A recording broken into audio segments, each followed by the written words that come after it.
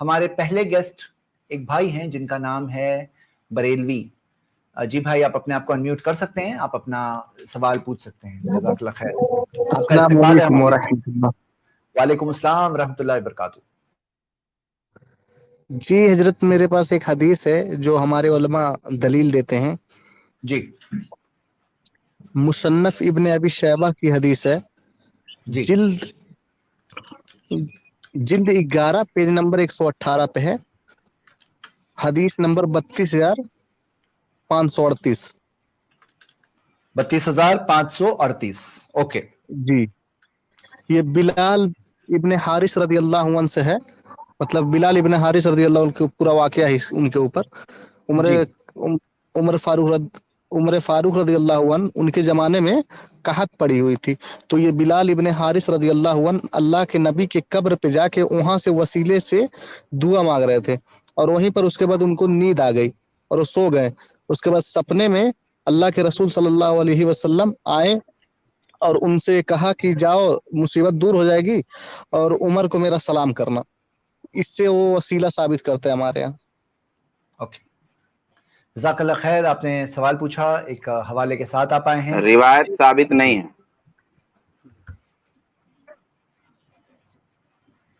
جی شیخ پھر سے کہیں آپ. ہاں, میں کفایت بھائی آ گئے تھے تو میں پھر بند, مطلب مختصر یہ کہ وہ جو روایت پیش کر رہے ہیں یعنی کہ جس میں نیند آ گئی تھی, تو وہ روایت ثابت نہیں ہے صحیح طریقے سے.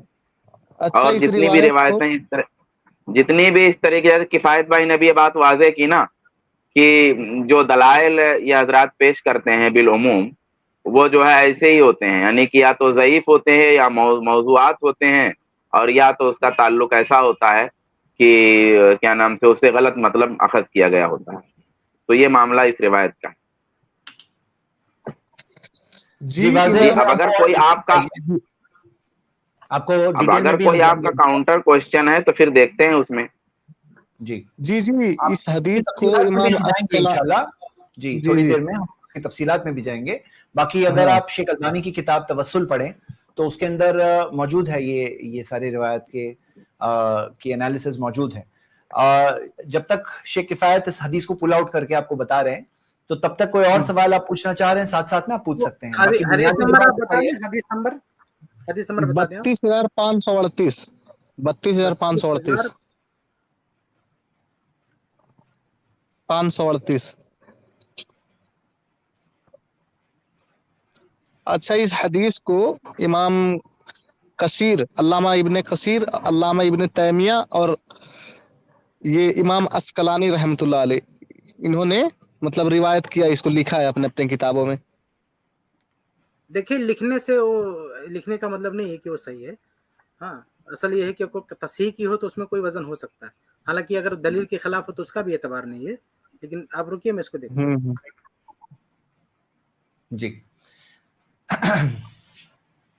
اچھا حضرت, ہمارے یہاں وسیلہ اسی کے طریقے طور سے یہ پہ بھی مسئلہ ہے نا کہ اس طرح کے واقعات جو بتائے جاتے ہیں ایک بنیادی جو عوام الناس کو سمجھنے کے لیے, ایک تو فقہی اور فنی عوام الناس نہیں پکڑ پاتی ہے اتنی بات کی بھئی کہاں ہو جائے گی. دو باتیں ہمیشہ عوام الناس کو سامنے رکھنا چاہیے. ایک تو بات یہ ہے کہ عقائد جو ہوتے ہیں نا, اللہ اور اس کے رسول نے محکمات کے ذریعہ, یعنی جو دلائل ہیں عقائد کے وہ بڑے صاف ہیں, بڑے صریح ہیں, بڑے کلیئر ہیں. تو جو صاف ہو, صریح ہو, کلیئر ہو, صحیح حدیث میں ہو, قرآن کی آیت میں ہو, ایک عام آدمی بھی سن کے سمجھ سکتا ہو, جب بھی اس کے خلاف کوئی چیز آئے گی شبہ اس پہ کیا جائے گا. یعنی شبہ کے مقابلے میں جو محکم چیز ہے محکم پہ شبہ نہیں کریں گے. جو جیسے مثال کے طور پر ایک آدمی ہے, اس کا کردار, اس کا کیریکٹر بہت صاف ہے, اس کے بارے میں جب کوئی بات آئے گی تو اس بات پہ شبہ کریں گے, آدمی پہ شبہ نہیں کریں گے. تو اسی طریقے سے دلائل کا حال ہوتا ہے. دوسری بات یہ ہے کہ اس طرح کے جو واقعات ہیں کہ وہ نیند آ گئی یا فلاں جو ہے صحابی نے ایسا توسل کیا, ایک اکا دکا واقعات, تو اس طرح کے واقعات اگر ہیں تو یہ ایسی چیز ہے نا جس کو مشہور ہونا چاہیے, بہت مشہور. یعنی کہ روایت کے ذوق کے پتہ کرنے کا ایک ذریعہ ہے. یعنی صرف وہی نہیں ہے کہ اسی کی بنیاد پہ کسی روایت کو ضعیف کہہ دیا جائے, لیکن پتہ کرنے کا اور شبہ کرنے کا ایک ذریعہ ہے کہ واقعہ ایسا ہو جس کو بہت مشہور ہونا چاہیے مگر وہ واقعہ کچھ بھی مشہور نہ ہو. اللہ کے رسول صلی اللہ علیہ وسلم کے توسل سے دعا کی جائے، آپ کے قبر پہ جا کر کے دعا کی جائے، بارش ہو جائے، قحط ختم ہو جائے، مردہ زندہ ہو جائے، ایسا واقعہ مشہور ہونا چاہیے، لیکن مشہور بھی نہیں ہے. تو عوام الناس کو میں بتانا چاہتا ہوں کہ عوام الناس کے اپنے ذہن میں سوال لانے کے لیے یہ بات ہمیشہ رکھیں. ایک تو یہ کہ قرآن میں جو ثابت ہے، حدیث میں جو ثابت ہے، اس کے خلاف جب آئے تو وہاں شبہ کرنا ہے، اور اسی طریقے سے اس طرح کے واقعات مشہور ہونے چاہیے. کفایت بھائی آ گئے، اب آپ کو روایت بتائیں گے. دیکھیے وہ آپ ذرا الفاظ دکھا دیں، میں اس نمبر پہ ڈھونڈ رہا ہوں، مجھے روایت نہیں مل رہی. اگر آپ سے ہو سکے تو آپ الفاظ دکھا دیں. شیخ میں ایک روایت جو مجھے جیسا ابھی میں شیئر کر رہا ہوں، مجھے پتا نہیں یہ اوتھینٹک ہے صحیح ہے، لیکن جیسا آپ دیکھ لیجئے. یہ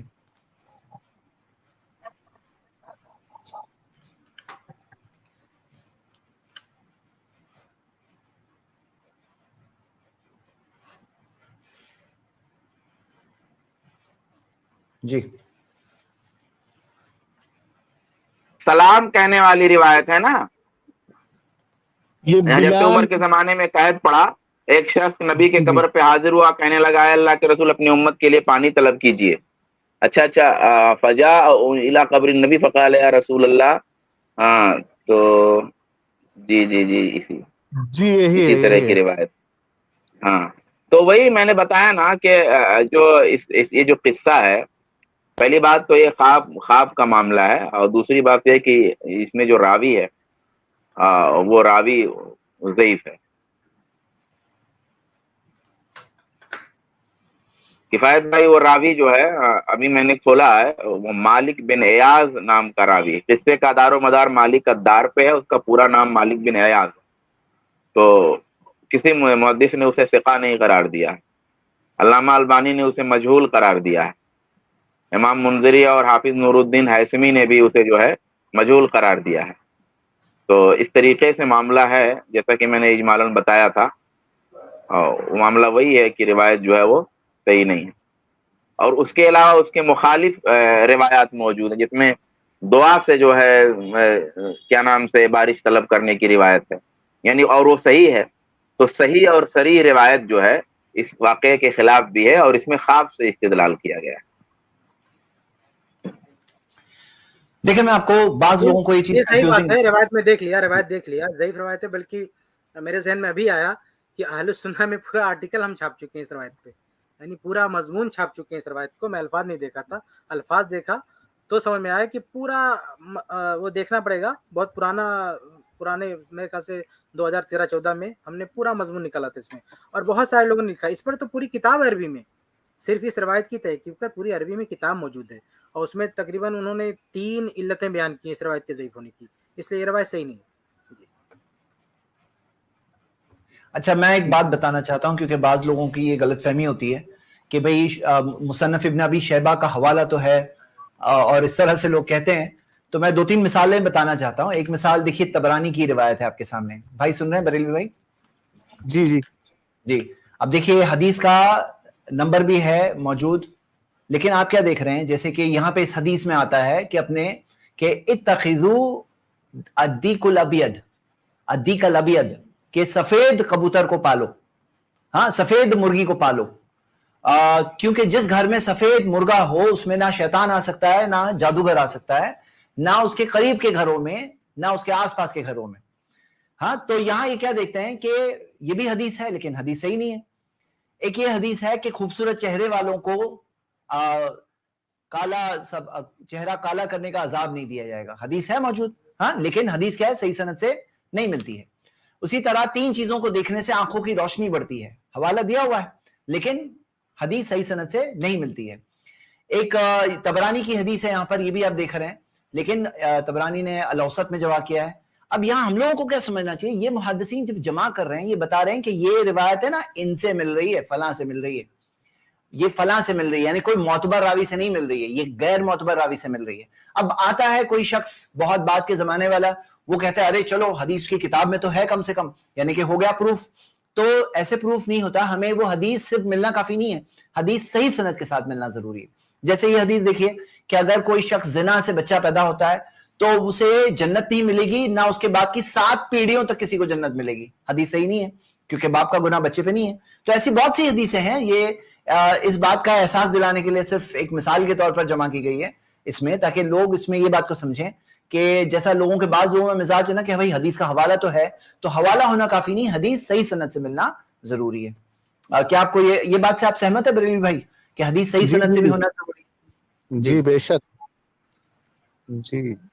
تو وہ جو روایت آپ بتا رہے ہیں نا، کیونکہ صحیح سند سے نہیں ملتی ہے. اب دیکھو صحیح حدیثیں کتنی ساری ہیں، وہ ساری حدیثوں میں سے کوئی ایک حدیث یہ ہو سکتی تھی، ایسے کوئی معتبر راوی اس حدیث کو بیان کر سکتا تھا، لیکن کیوں نہیں ہے؟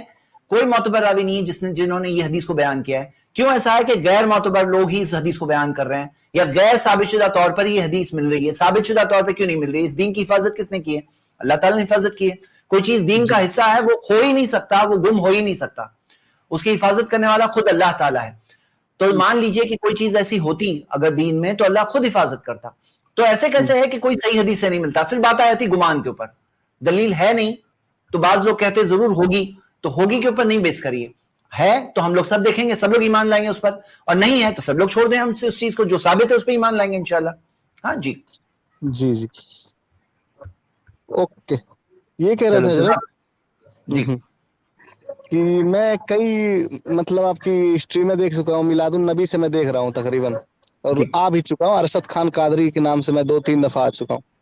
اچھا جی جی تو میں نے تحقیق کیا اپنے حساب سے، جو تھا ہمارے علماء جتنا بات بتاتے تھے یہ جی حدیثیں، میں یہاں لا کے دکھاتا تو آپ لوگ بتاتے یا تو ضعیف ہے یا تو موضوع ہے، یہی نکلتا تھا. اور جی. ہمارے عالم دین جو مفتی کرام ہیں یہی سب حدیثیں بتاتے ہیں. یہ پوچھا تھا تو انہوں نے 2-3 دلیل دیا تھا، ایک یہ اور کئی حدیثیں بتائی تھی، لیکن وہ تو میں نے خود تحقیق آپ کیا. ایسی کتابیں بھی دیکھ سکتے ہیں جی جن کتابوں کے محققین نے بھی ان روایتوں کو ضعیف کرا. جیسے مصنف ابن ابی شیبہ آپ نے نام لیا نا، تو مصنف ابن ابی شیبہ کی کچھ تحقیق ہے جس میں نیچے اس کی تحقیق کرنے والوں نے حدیث کا حکم بھی بیان کر دیا ہے، صحیح یا ضعیف. ایسی کئی مصنف ابن ابی شیبہ ہے، اس میں سے آپ کوئی اٹھا کے دیکھیں گے نا تو وہاں بھی نیچے لکھا ہوا ہے روایت ضعیف ہے. یعنی خود مصنف ابن ابی شیبہ کی تحقیق میں نیچے لکھا ہوا ہے روایت ضعیف ہے. بلکہ ایک کتاب مسند جو ہے ابن کثیر رحمہ اللہ کی مسند فاروق ہے، اس میں تو اس کے محقق نے اس کے 6 وجوہات بیان کیے ہیں، یعنی اس کے ضعیف ہونے کی 6 وجوہات ہیں. شیخ البانی نے بھی ضعیف قرار دیا. تو بہت سارے اہل علم نے اس کو ضعیف قرار دیا. ایسا نہیں کہ ہم لوگ یہاں بیٹھ کے پہلی بار فرسٹ ٹائم بول رہے ہیں یہ ضعیف ہے، ایسا نہیں ہے کہ آپ نے سوال کر دیا ہم نے کہہ دیا ضعیف ہے. ضعیف تو ہے، لیکن ہمارے سامنے اور ایسے حوالے ہیں، یعنی ہم سے پہلے لوگوں کے حوالے ہیں، بہت سارے باحثین کے محققین کے حوالے، بلکہ جس کتاب کا آپ نے نام لیا اسی کتاب کے محقق کا حوالہ ہے، اسی حدیث کے نیچے لکھا ہوا ہے روایت ضعیف ہے. جی جی مان گیا میں. تو یہی میں کہہ رہا تھا کہ میں نے تحقیق کر لیا ہے کئی اسٹریم میں. آپ ہی کی اسٹریم کی وجہ سے ایسا ہوا کہ میں کچھ چینج ہوا ہوں، اور میں اپنے اس عقیدے سے توبہ کرتا ہوں. آج سے لائیو اسٹریم میں توبہ کرتا ہوں میں، اور میں سب کے عقیدے پہ آتا ہوں الحمدللہ. اب میں الحمدللہ اللہ تعالی ہم سب کو حق اور سچی بات ہمیشہ زندگی بھر قبول کر کے اسی پہ قائم رہ کر خاتمہ بالخیر پانے کی اللہ ہم سب کو توفیق دے. جزاک اللہ خیر. جی آمین آمین آمین. اچھی بات ہے بھائی، آپ سے جزاک اللہ خیر. تو انشاءاللہ آتے رہیے. بلکہ وہ زید بھائی میں ان کو دکھا دوں مصنف ابن ابی شیبہ کا وہ اسکین دکھا. ہاں لائیے محقق نے بریلوی بھائی، کیونکہ آپ نے سوال پوچھ لیا نا تو ایسا کریے شیک اسکرین شیئر کر کے مصنف ابن ابی شیبہ کی جو حدیث آپ ذکر کر رہے ہیں، ہم نہیں بول رہے، تھوڑا تسلی ہو جائے بھائی صاحب کو، تو اس لیے میں تھوڑا سا دکھا دیتا ہوں. ایک منٹ.